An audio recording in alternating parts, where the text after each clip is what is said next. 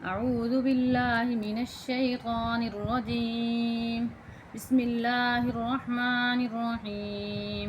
कल हमने आपको सबक पढ़ाया था पारा नंबर 8 जो कि ख़त्म हो गया था। आज हम आपको जो है ना नास पारा शुरू करेंगे। पारा नंबर 9 सूरह आराफ आयत नंबर 87 तक हमने कल आपको पढ़ाया था। उससे आगे आज हम आपको पढ़ना सिखाएंगे। बिस्मिल्लाहिर्रहमानिर्रहीम। قال الملأ الذين استكبروا من قومه لنخرجنك يا شعيب والذين آمنوا معك من قريتنا أو لتعودن في ملتنا. قال أولو كنا كارهين قد افترينا على الله كذبا إن عدنا في ملتكم بعد إذ نجانا الله منها وما يكون لنا أن نعود فيها إلا أن يشاء الله ربنا وسع ربنا كل شيء علما على الله توكلنا ربنا افتح بيننا وبين قومنا بالحق وأنت خير الفاتحين. وقال الملأ الذين كفروا من قومه لئن اتبعتم شعيبا إنكم إذا لخاسرون. فأخذتهم الرجفة فأصبحوا في دارهم جاثمين.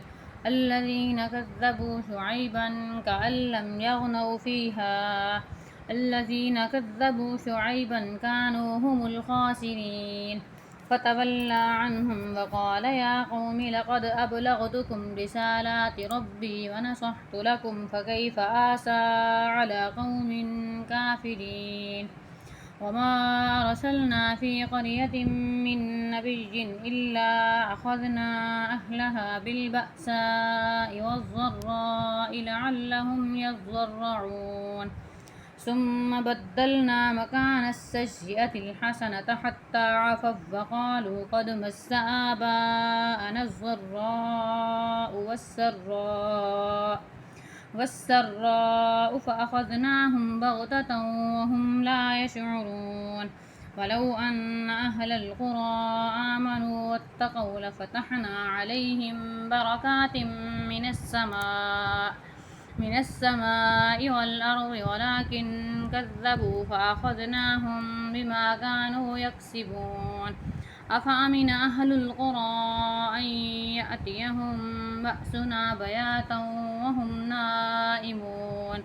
أفأمن أهل القرى أن يأتيهم بأسنا زحا وهم يلعبون.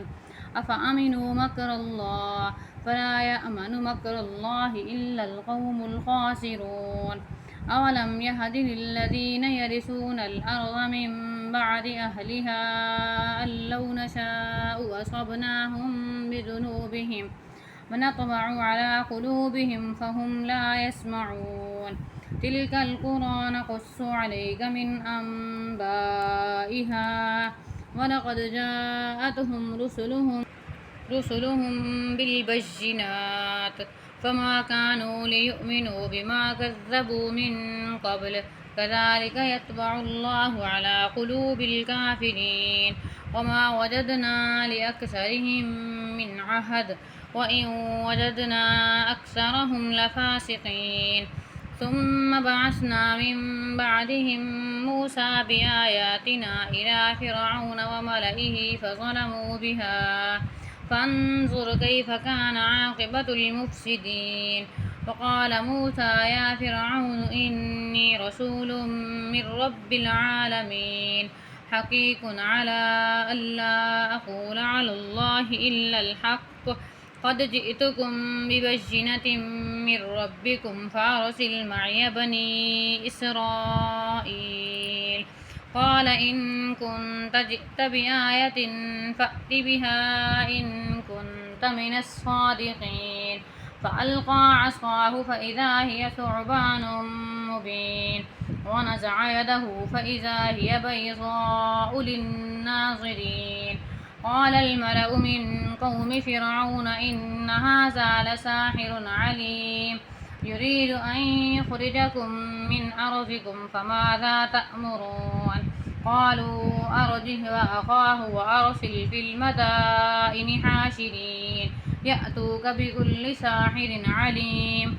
وجاء السحرة فرعون قالوا إن لنا لأجرا إن كنا نحن الغالبين.